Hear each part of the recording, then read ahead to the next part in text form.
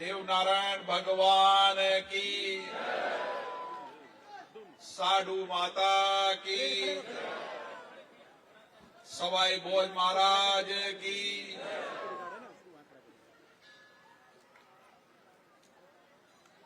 आज हम सब यहां पर जिन्होंने अपना सारा जीवन इस देश की सेवा के लिए लगाया,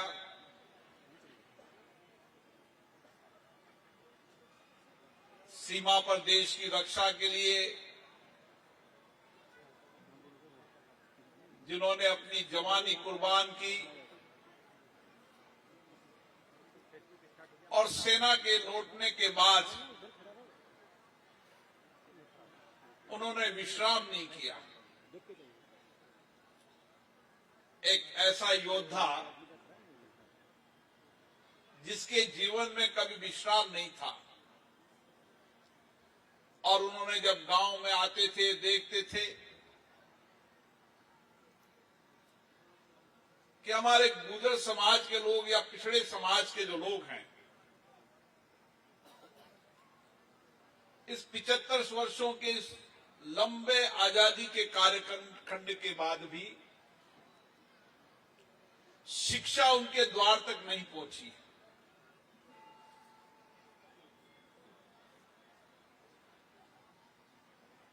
उन्होंने खुद ने कठिन परिस्थितियों के अंदर, विपरीत परिस्थितियों के अंदर सेना में भर्ती होने के बाद उनके मन में लगातार ये उस समय का बदलाव है कि मुझे देश सेवा के बाद इस समाज की सेवा करनी है। और हमारी संस्कृति में है कि जब तक हम समाज को नहीं बदलेंगे, समाज को दिशा नहीं देंगे, समाज को आगे नहीं बढ़ाएंगे, देश को नहीं बढ़ा सकते। और इसलिए उन्होंने उस समय कठिन परिस्थितियों के अंदर सेना से लौटने के बाद एक लंबी जिंदगी का फिर एक नया संघर्ष शुरू कर दिया। गांव-गांव, ढानी-ढानी जाकर उन्होंने समाज में अलग जगाया कि हमारे बेटियों को पढ़ना है, बेटों को पढ़ना है,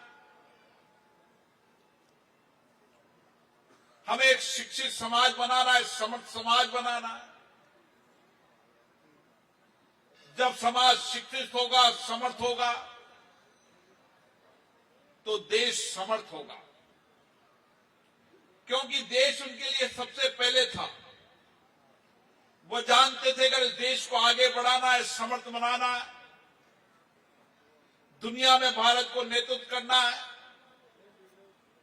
तो हमारे नौजवानों की बौद्धिक क्षमता, उनका नया चिंतन, नया सोच, नया विचार दुनिया में भारत को आगे ले जाएगा। और इसीलिए उन्होंने जो समाज, पिछड़े समाज थे, गुर्जर समाज, वो जंगलों में रहते थे, स्कूल नहीं हुआ करते थे, रेबारी समाज घर छोड़कर किलोमीटर तक जाते थे, बंजारा समाज, ऐसे छोटे छोटे समाज जो पिछड़े समाज थे, उन्होंने समाज के अंदर एक नई ऊर्जा दी, नई शक्ति दी और एक लंबी यात्रा शुरू की। लेकिन वह कभी थके न, झुके न। कर्नल जी के व्यक्तित्व को जितना आप अध्ययन करेंगे, जितना उनकी, मैं घर पे गया था उनके, एक छोटे से गांव के अंदर भी एक सादगीपूर्ण जीवन जीना, जिनकी एक बेटी इनकम टैक्स में हो, एक बेटा जनरल हो, एक बेटा बड़ी कंपनी में हो, सारा परिवार समर्थ हो, शिक्षित हो, लेकिन मन में एक पीड़ा कि मेरा परिवार समर्थ है, शिक्षित है, लेकिन मेरा समाज शिक्षित समर्थ नहीं है जब तक मैं मेरे बेटे बेटियों को समर्थ शिक्षित नहीं कर दूंगा। संपूर्ण समाज में थकूंगा ना, निराश न होऊंगा।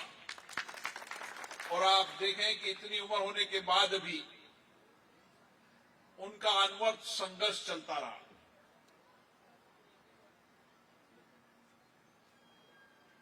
और संघर्ष में उन्होंने कभी झुकना नहीं सीखा। ये गुर्जर समाज का इतिहास है, ये विरासत है। आजादी के पहले आप देखें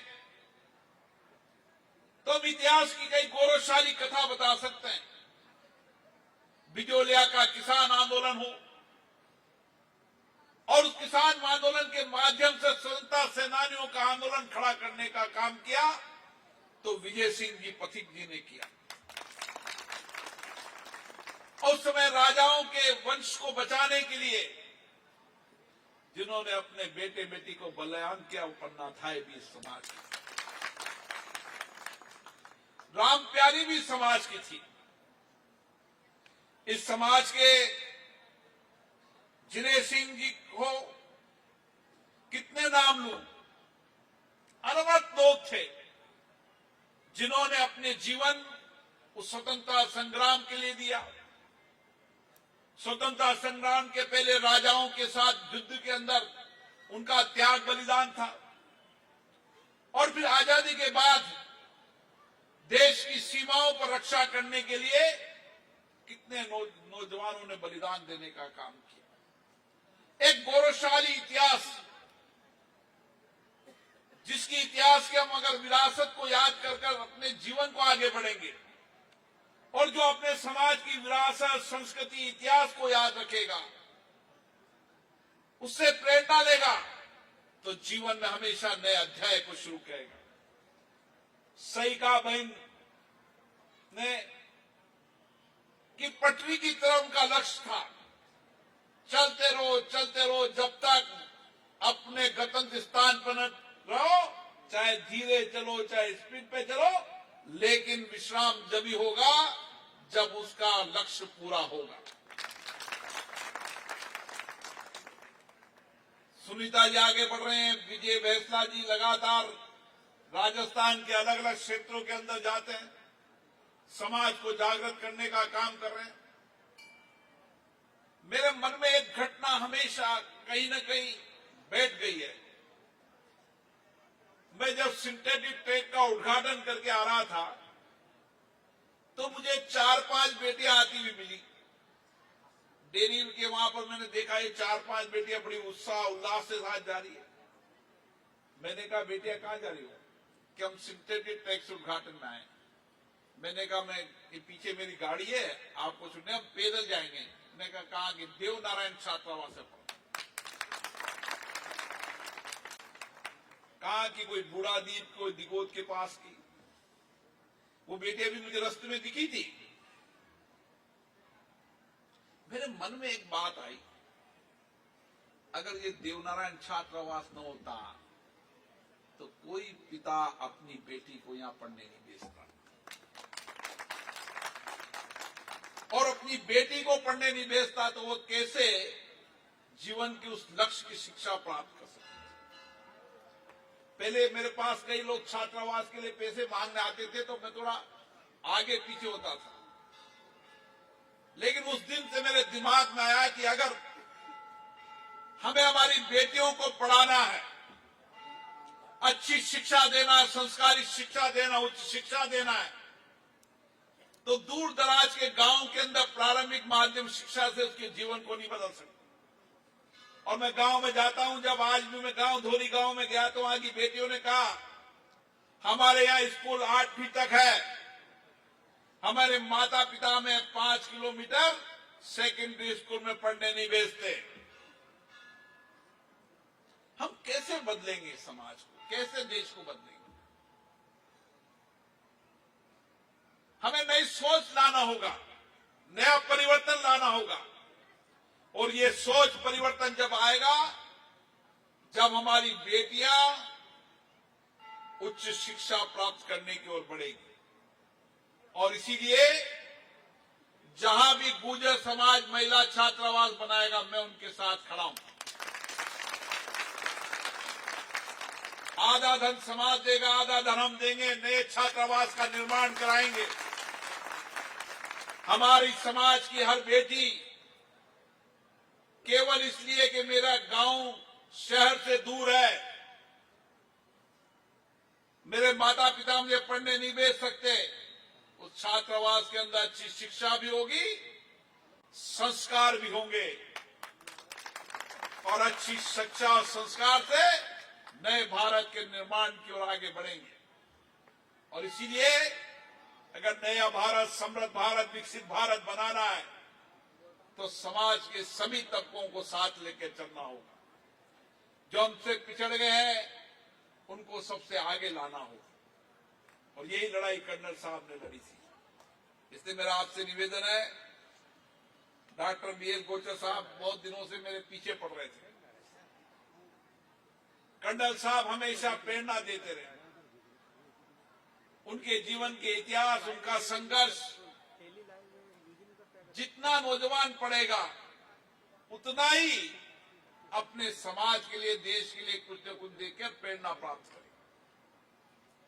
जो इतिहास है, जो महापुरुष है, जिनका योगदान, जब मैं केंद्रीय कक्ष में जब देश के अलग अलग राज्यों के विद्यार्थियों को बुलाता हूं और जिन महापुरुषों का योगदान आजादी के आंदोलन में, आजादी के बाद आंदोलन में, निर्माण में रहा, उनके कहता हूं उनके जीवन दर्शन को पढ़ो। तो जब बच्चे वहां से उनके जीवन दर्शन को, उनके जीवन को पढ़ने के बाद डिबेट में आते हैं तो नई प्रेरणा, नई ऊर्जा लेकर जाते हैं। इसी तरीके से कर्नल साहब इस गांव में उनकी मूर्ति से सब समाज के लोग, नौजवान लोग नई ऊर्जा लेकर जाएंगे, नई प्रेरणा लेकर जाएंगे, और हमारा लक्ष्य होगा कि समाज की हर बेटी को, समाज के हर बेटे को न धन का अभाव कमी आएगा, न उसके लिए छात्रावास की कमी आएगी। एक नया समर्थ, नया भारत बनाएंगे, और गुर्जर समाज का जो इतिहास है, जो उनके योगदान है, उस इतिहास योगदान को हम सब सामूहिकता से मिलकर आगे बढ़ाएंगे। आप सभी को बहुत बहुत धन्यवाद।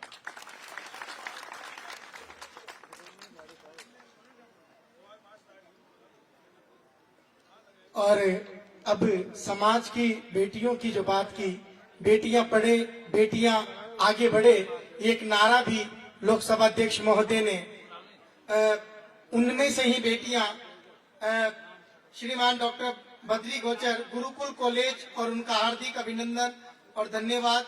जिन बेटियों को मैं बुला रहा हूं, सुपुत्री लक्ष्मी चौहान, भेरूलाल जी चौहान, दौलतगंज, कक्षा 12th में जिन्होंने 95% अंक प्राप्त किए, जो वर्तमान में डॉक्टर की तैयारी कर रही हैं।